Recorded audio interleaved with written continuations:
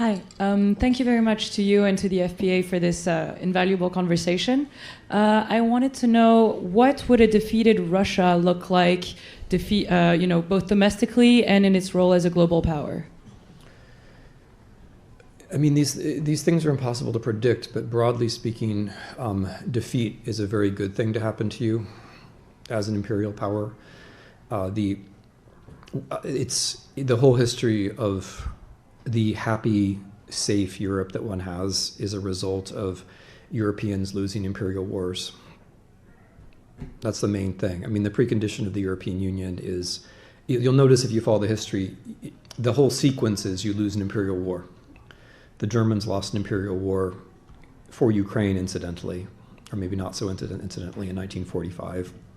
The French lose in Southeast Asia and Algeria. The Dutch lose in Indonesia. The Spanish and the Portuguese then lose in Africa. You have to lose an imperial war. Like, that's insofar as there's an iron law of European history, you have to lose your imperial war in order to get to that position where you say, oh, we're a European country and now we're going to be all peaceful, right? The whole European story, which is 100% wrong, is we're very peaceful, unlike the Americans, because we don't like to fight wars. But the true story is that the Europeans did not learn from 1945 not to fight wars. That never happened. That's 100% mythical. After 1945, Europeans kept fighting wars until they lost them. I mean, right after the Second World War, the Dutch went after Indonesia. I mean, there was no, they did what they were going to do, which was to maintain themselves as empires. The decolonization happened because they lost wars. It wasn't some kind of objective process. They lost wars. And I say this just to set up Russia, because I think it's really important not to think, oh, like Russia is so special and mystical and something. Like, it's an empire. Empires eventually overreach and they lose wars. That's a 200-year historical pattern. Russia fits into it. I would like to think more or less normally. It will be awkward when they lose a war, but the best chance, and I believe the only chance, to have something like a normal Russia is for Russia to lose this war. And this is one of the things which I find very frustrating, that yeah, Russia has chosen to fight this illegal war of aggression. It's chosen to do this, but that doesn't mean that we have to think, well, the outcome must necessarily be worse if they lose. I mean, you gotta lose those wars. The wars that like the genocidal wars, those are the ones you should lose. You gotta lose those wars. You can't, because if you win them, then you think, this is the way the world works. Not just for you, but you're educating the entire world that this is the way the world works, right? That's what I don't know how clearly I got it across, but this is what I meant when I said Ukraine was defending the EU model. Because insofar as an imperial power, it loses or seems to be losing a war, then something like the EU makes sense. But the Russian foreign ministry, whatever this means, is explicitly committed to the idea that the EU is an artificial temporary creation, that all that really matters is empire, and that it's right, good, and normal for them to be returning us all to a world of empire. And when I say that, by the way, I'm not saying that the Russians are the only ones who engage in imperialist behavior, just to be clear. So in general, I think empires have to lose, and I think we have to not be so incredibly sensitive to the things that are going to happen in Russia. This is my second point.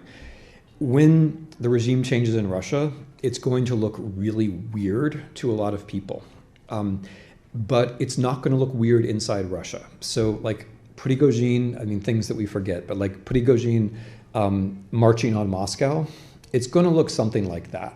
And like when Prigozhin marches on Moscow and like he lands in a city and everybody welcomes him and like then goes to the store and buys stuff like nothing happened, it's going to be like that. It's going to be uncanny. It's going to look weird from the outside, but it's going to feel normal to Russians. And this is one of the things I think is very important, that like both with respect to Ukraine and with respect to Russia, we have to accept that these people have their own agency and sometimes their own way of doing things, and their own way of doing things may seem odd to us. And in fact, I can guarantee that like the next regime change in Russia, it's going to be odd. Like it's going to be odd. There's going to be something that seems strange about it, but that doesn't mean that it isn't going to work in some kind of way which Russians themselves are able to accept. And then the third point, so there's the empire point, there's the let's not try. So this is a very important point for Americans too, because one of the ways we express, I think, our conceit is the notion that, well, something that we could do might make Russia normal, which is like the great fantasy of the 1990s, right? Like that there's something there are things we could have done better in the 90s and things we could have done better since, but our policy has generally been to leap over Ukraine and then to imagine that there's some way that we can get Russia to look like we want Russia to look. But there isn't a moment where that's ever worked. There isn't a moment since 1991 where we have been able to reach in and say, okay, well, Yeltsin, don't bomb that parliament, or Putin, don't, destroy that Chechnya. There isn't a moment where we've done that. And I think that's a lesson that we should learn, that whether Russia invaded Ukraine was not up to us, and what happened in the aftermath also not up to us, not just in the moral sense, but also in a practical sense. It's unlikely that we're going to be able to affect it very much.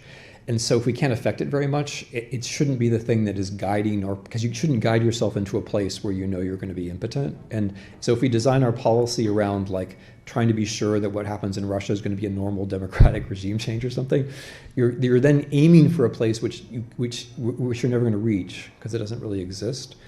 And so like that's like, we want Eastern Europe to be, I'm simplifying a little bit, but we want Eastern Europe to be Russia, and then we want Russia to be its leader, and then we want to think, okay, we can do something about that. Whereas I think 30 years have shown that the most effective US policy to Russia is an effective US policy to Ukraine. That is the one way that we've actually been able to do something, is by aiming for a smaller country which is more sympathetic to us, where things have an indirect effect on Russia. So if we want a democratic Russia, then we have to have a democratic Ukraine. I mean, I'm not saying it will definitely be one in Russia if there's a democratic Ukraine, but if autocratic Russia destroys democratic Ukraine, there is not going to be a democratic Russia anytime soon. There has to, and this is one of the reasons why Putin finds, going back to Noel's very first question, one of the reasons why Russia finds Ukraine so irritating, or Putin does, is that it is a more or less functioning rule of law, civil society, democratic type thing. And that sort of thing is inimical to his way of guarding power. Then the third thing, I'm just going to point out that Russia, I've said this before, but Russia's lost a lot of wars. Like, I assume that we're all pretty calm about Russia's defeat in 1856 and the Crimean War, right? We've all come to terms with that, right? We've all come to terms with Russia losing to Japan, 1905. That was okay, right? We're fine with that. The Soviet Union lost to Afghanistan in 1979. I doubt that keeps anybody up at night, right? Big powers lose wars, it happens, and then they have to deal with it. But in all of those cases, I'm also going to point out, those three cases anyway, Afghanistan, Crimea, Russo-Japanese War, it led to periods of reform in all three cases. In all three cases, it opened up possibilities which wouldn't have been there otherwise.